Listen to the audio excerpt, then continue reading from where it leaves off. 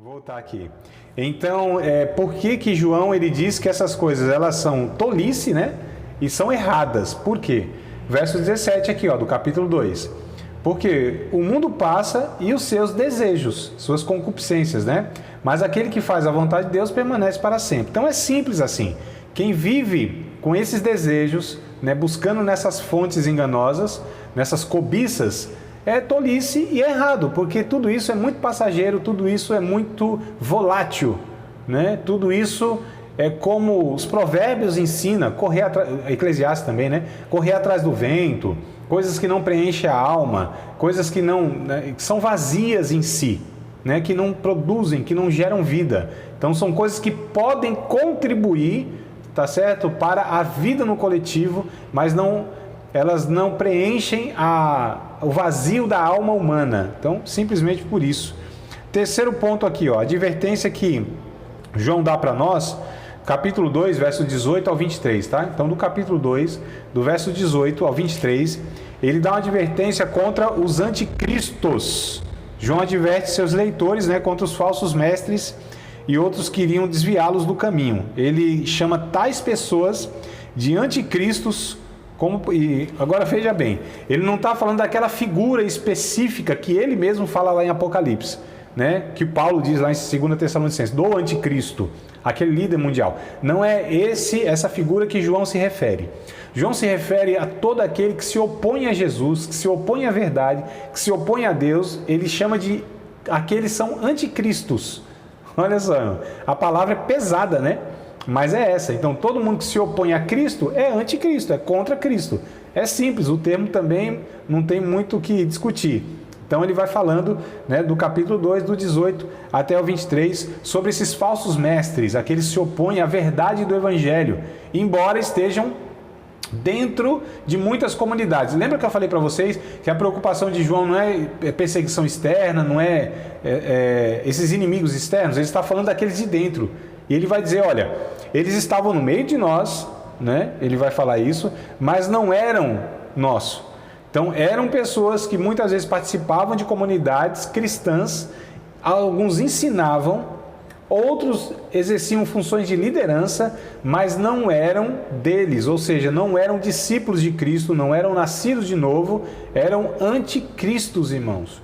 Só para a gente entender a advertência que João quer ali, né, trazer para aqueles irmãos, a preocupação que João tem, tá? Para que a igreja se mantenha então alerta, né, que tenha filtro.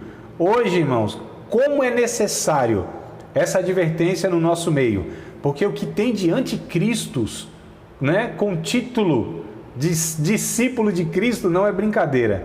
O que tem de líderes religiosos, de igrejas evangélicas, de diversas denominações, diversos segmentos, tradições religiosas, tá certo? E não são de Deus, não é brincadeira. Então, infelizmente, nós temos muitos anticristos, né, se passando por representantes de Cristo. Como eu já disse para vocês em outra ocasião, aprendi isso de um pastor batista aí da cidade de Santo André, ABC, paulista, Edson Queiroz, saudosíssimo Edson Queiroz, aí pastor da primeira igreja batista, a Conexão Batista em Santo André. Ele tem um livro excelente que eu uso para ética cristã, que é Transparência do Ministério. E ele vai fazer a seguinte afirmação: tem pessoas que o diabo vocaciona para o ministério pastoral. Olha como é pesado.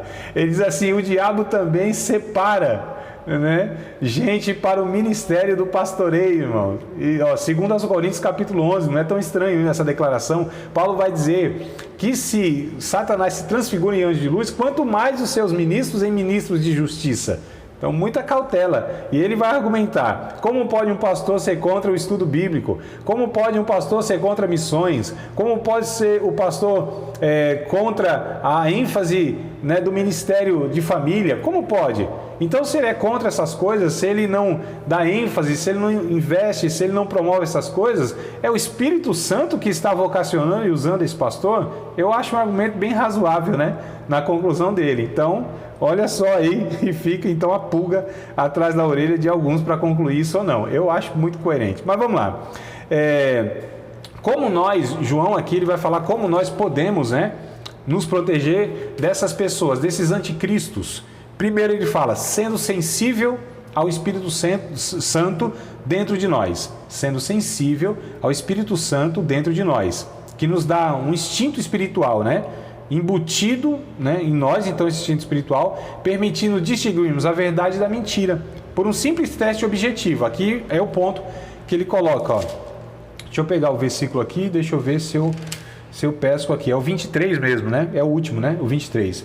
Ele diz assim, qualquer que nega o filho também não tem o pai. Aquele que confessa o filho tem também o pai. Então o que ele vai dizer é o seguinte, na verdade João está combatendo um grupo que havia naquele tempo, naquela época lá, que era chamado de agnósticos, tá? Esse grupo chamado de agnósticos, eles não acreditavam que Deus poderia se materializar, né, se tornar um ser humano real como foi Jesus. Eles não acreditavam nisso. Por quê? A conclusão deles era o seguinte, a matéria, toda a matéria é essencialmente má. Então Deus jamais poderia assumir uma matéria humana. Então ele disse, não, Jesus não veio em carne, Jesus não foi um ser humano real, foi um espírito, algo desse tipo, né? E até lá no capítulo 5, né, da epístola, ele vai falar, não, Jesus ele veio tanto em carne, né? Veio por água, por sangue, enfim, ele está falando da humanidade de Jesus. Ele diz assim, todo espírito que não confessa que Jesus veio em carne é o anticristo, é simples assim, que não reconhece a humanidade de Jesus. Aí você fala assim, André, então esse é o critério hoje? Ainda é, mas nem sempre é a declaração dessas pessoas que vão mostrar que elas não acreditam nisso. Quando nós, irmãos, preste atenção aqui que eu acho que isso aqui é o ponto. Quando nós, líderes cristãos, pregadores, ensinadores, enfim, todos os cristãos, quando nós não damos ênfase à humanidade de Jesus e quando nós não imitamos esse ser humano Jesus na nossa humanidade, ou na humanidade dele, nós desejamos ser, imitamos essa humanidade em nós, então de alguma maneira a gente está rejeitando isso, entenderam? Eu não estou dizendo que todos que de alguma maneira têm essa dificuldade são anticristos, mas eu estou dizendo que é por aí o caminho de negar a Cristo, e ele está dizendo, é contra Cristo quem faz isso, não é? Então só para a gente entender aqui, para a gente buscar a sensibilidade do Espírito Santo, né? Quem nega a divindade de Jesus, recusando-se a reconhecer que Jesus Cristo veio em carne, é um falso mestre. Então, já para mostrar aí que algumas igrejas declaradamente, na sua confissão doutrinária, eles rejeitam a divindade de Jesus. Nem preciso falar quais são, né? Só por esse critério aqui vocês já podem estar fazendo o filtro aí. Vamos para o quarto ponto aqui, ó, da carta. Viver na luz, viver no amor, viver na fé, né? Então aqui, ó, capítulo 4, versículos de número 11 até o 21. Ele vai dar ênfase aqui a viver, então, na luz, ou viver no amor, me desculpa. Quer dizer, são coisas semelhantes, né?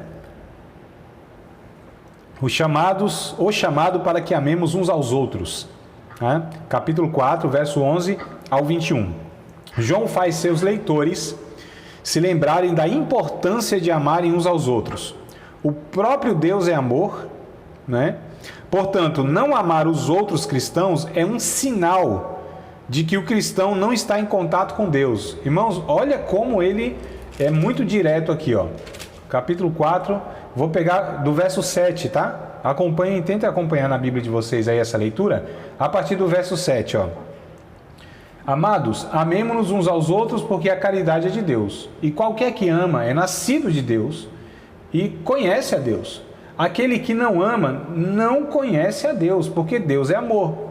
É muito direto, objetivo, não tem complexidades teológicas aqui.